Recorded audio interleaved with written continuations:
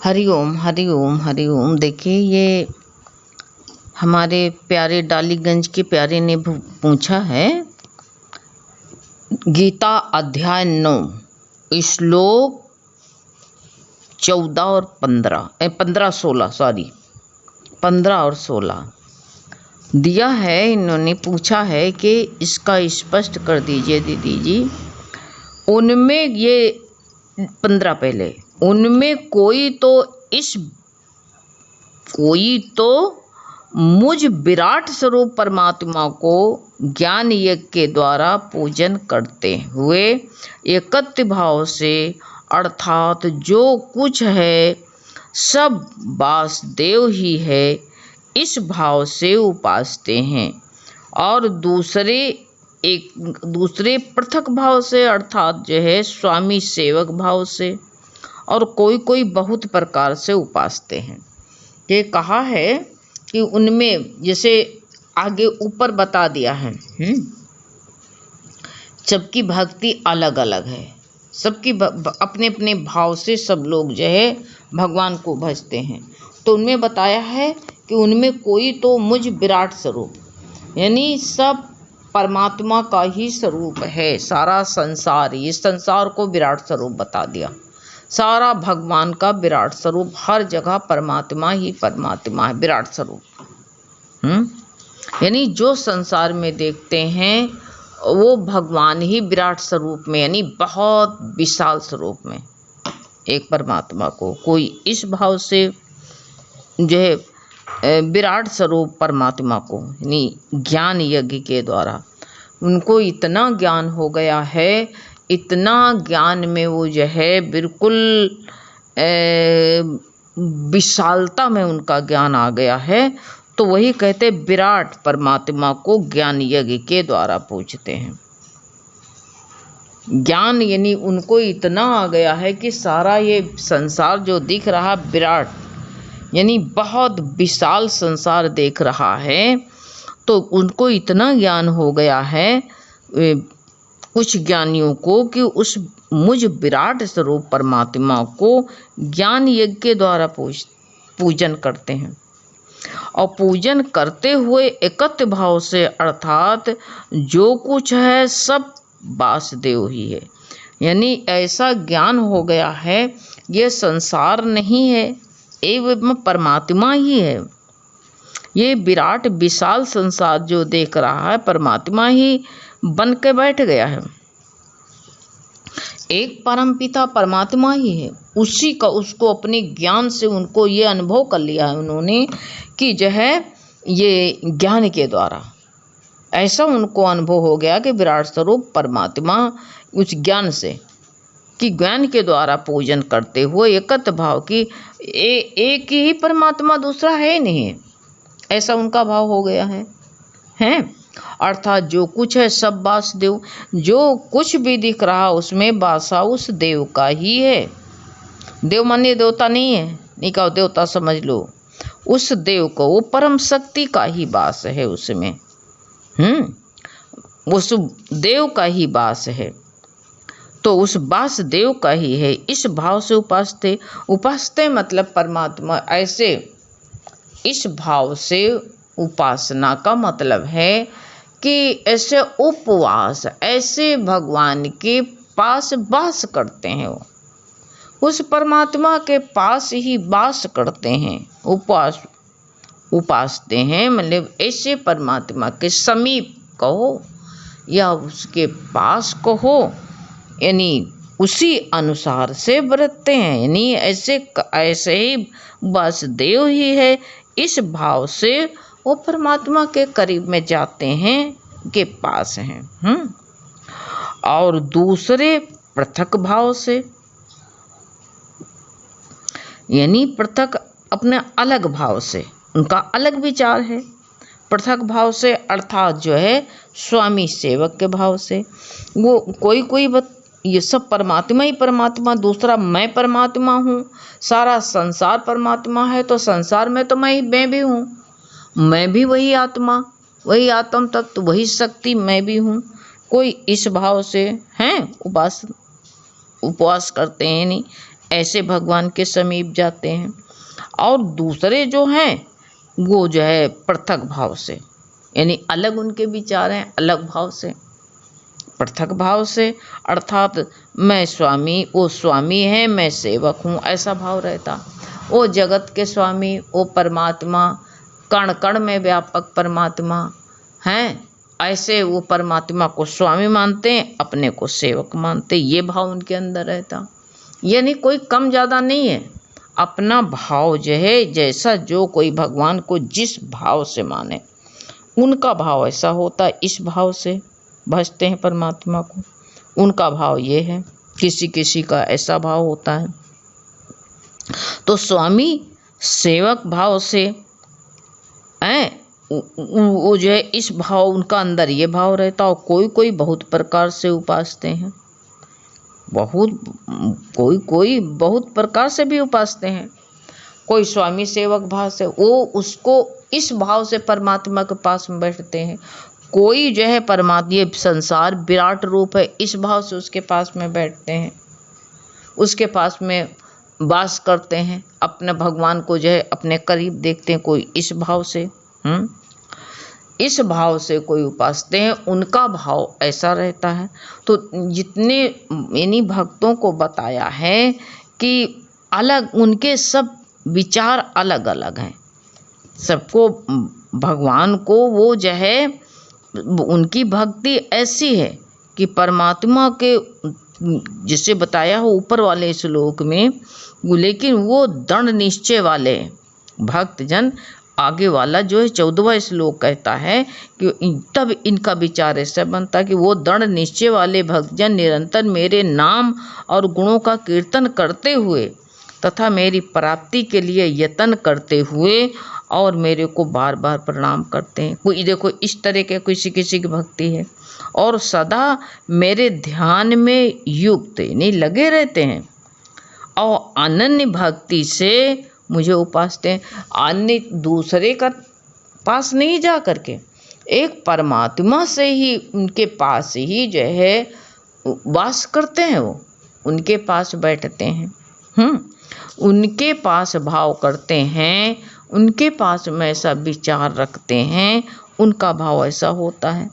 तब परमात्मा को, और कोई कोई मुझ विराट प्रभु को, परमात्मा को जो है ज्ञान यज्ञ के द्वारा सब जगह उस परमात्मा को देखते हैं, उनका पूजन ऐसे होता है।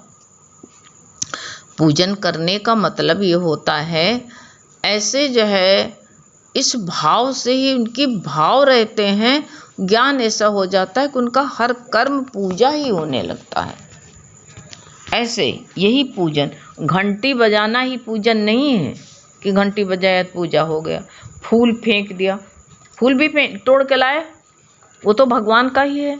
जल भी भगवान का है, सब कुछ भगवान का ही, भगवान को अर्पण हो गया, हमारा कुछ इसमें रोल नहीं है तो सब भगवान का ही। तो लेकिन जो है ऐसे उनका भाव, पूजन पूज्य भाव रहता है, इस तरह वो करते हैं। अपने अपने अलग अलग विचार हैं सबके, कोई सब संसार में उस देव परमात्मा का ही वासा देखता है, इस भाव से परमात्मा के करीब बैठते हैं। और कोई जो है पृथक अलग अलग भाव से, पृथक भाव से, और कोई से स्वामी सेवक भाव से, और कोई बहुत प्रकार से उपासते हैं। तो क्योंकि तो अपना अपना विचार। अब ये तुम्हारा 15वां था, अब जो है अब ये 16वां, तुमने दोनों श्लोक पूछे हैं, अब 16वां है। तो 16 क्यों कहा पृथक भाव से, क्योंकि बहुत प्रकार से उपासते हैं।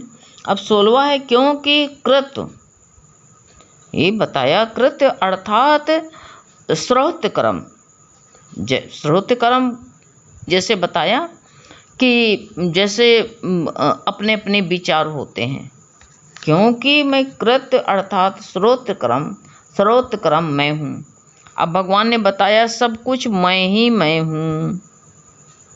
ही हूँ और कुछ नहीं है, सब कुछ मैं हूँ। और जैसे बताया है श्रोत अर्थात कृत अर्थात श्रोत क्रम, जैसे कि सत्संग करना और अच्छा करना, सत्संग करना और इच्छा करना है, सत्संग करना, इच्छा करना और मनोरथ करना है, ये सब होते, विवाह करना और मुंडन करना, ये सारा जितना जो होता है ये इंसान को, ये जो मन में विचार आते हैं, जो विचार आते हैं, तो ये कार्य करना जो होता है, एक जो है होता है कि जो है कभी कभी कर्म होता है और कभी इच्छा करके होता है या मनोरथ करके भी कर्म होता है, ये होता है। तो ये जो है कृत अर्थात स्त्रोत क्रम वही बता दिया। जैसे सत्संग करना, हाँ, इच्छा करना कि ये भी इच्छा हो सकती कि हम रोज़ सत्संग करें, ये भी इच्छा हो सकती है, हाँ, ये भी मनोरथ करना, ये भी मनोरथ करना। और जैसे मनोरथ होता है, विवाह है, मुंडन है, श्राद्ध है, करना है, ये कभी कभी जो होते हैं। तो कृतक्रम, और ये कृतक्रम अर्थात स्मार्थ कर्म, पंच महायज्ञ आदि हैं किया जाते हैं ना,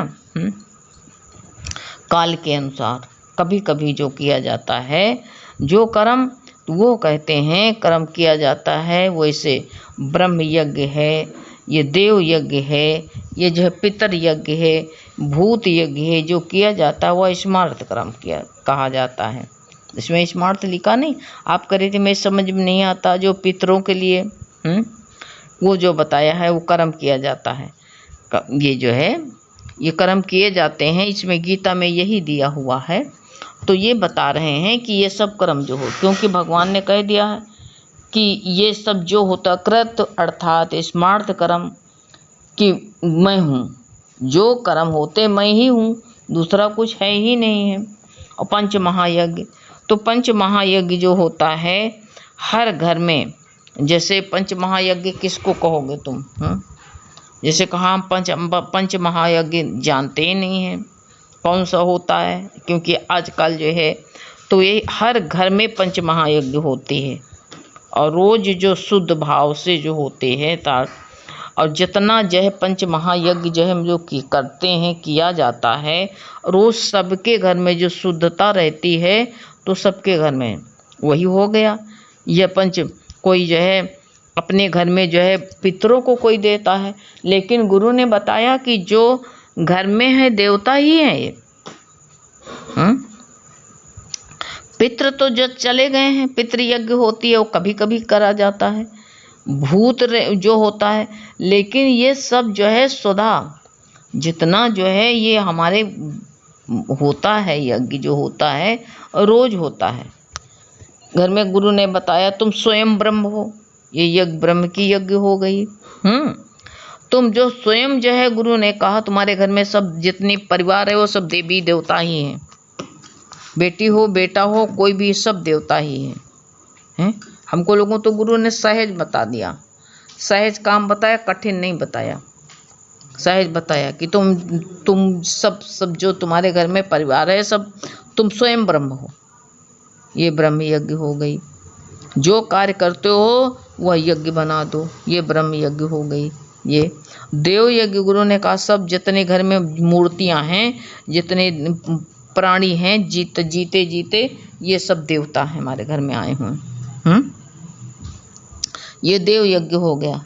पितृयज्ञ गुरु ने कहा कि जो है अब जो तुम गीता पढ़ते हो, गीता पढ़ करके उनको अर्पण करते हो हैं, वो पितृ तुम्हारी यज्ञ अपने आप ही पितृयज्ञ हो गई।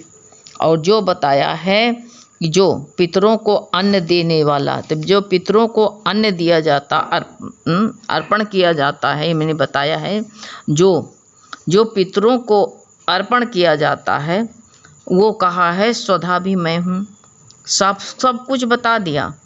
कहा कृत अर्थात स्रोत क्रम दोनों एक ही अर्थात आ गया ना, मैं हूँ। यज्ञ जो तुम जो है भगवत भाव में कर्म करते हो वो यज्ञ हो जाते हैं, अर्थात पंच महायज्ञ स्मार्थ कर्म में हूँ हैं। भगवान ने कहा जो कुछ भी ये कर्म बताया है स्मार्थ कर्म सब मैं ही हूँ, दूसरा कुछ है ही नहीं।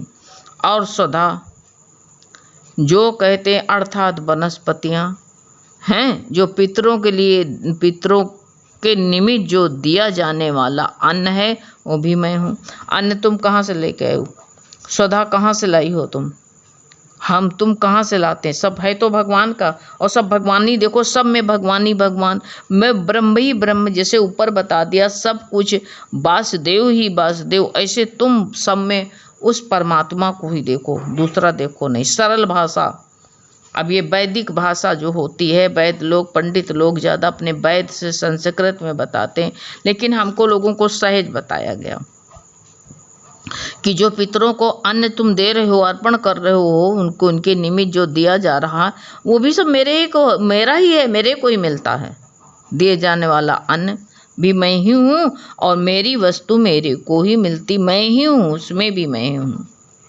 औषधि में भी मैं हूँ। जितनी औषधियाँ कितनी आती हैं, कितनी औषधियाँ वनस्पतियाँ सब जितनी आती हैं, ये देखिए अब जो है क्या आता है, देखो इसमें जैसे लकड़ी आती है, और जो है चावल है, छुहारा है, मखाना है, घी है, सब ये जो वनस्पति कही जाएंगे, ये वनस्पति भी मैं हूँ, सब कुछ मैं ही हूँ, दूसरा कुछ है ही नहीं। दूसरा बस एक ही घृत, घृत भी भगवान कहते हैं। घृत जो है उसमें भी भगवान ही तो है, भगवान का ही है, भगवान ही है वो। अग्नि भी मैं हूँ, हैं, और जो है जो हवन किया जाता है वह क्रिया भी मैं ही हूँ। जो हवन करा जाता है, क्रिया नहीं करी जाती है, सब सामग्री बटोरो, उसमें काम हाथ पैर लगता है कि नहीं लगता है, वो क्रिया भी मैं ही हूँ। सब बस खाली ये सोचो है ही भगवान, है भगवान, सब में भगवान ही भगवान है, बस इतना सबसे कर लो और कुछ मत करो। हैं, समझ में आ गया कि नहीं आया? भगवान जितना बताया गुरु ने, बस उतने ही मानो बस। हैं, हरे।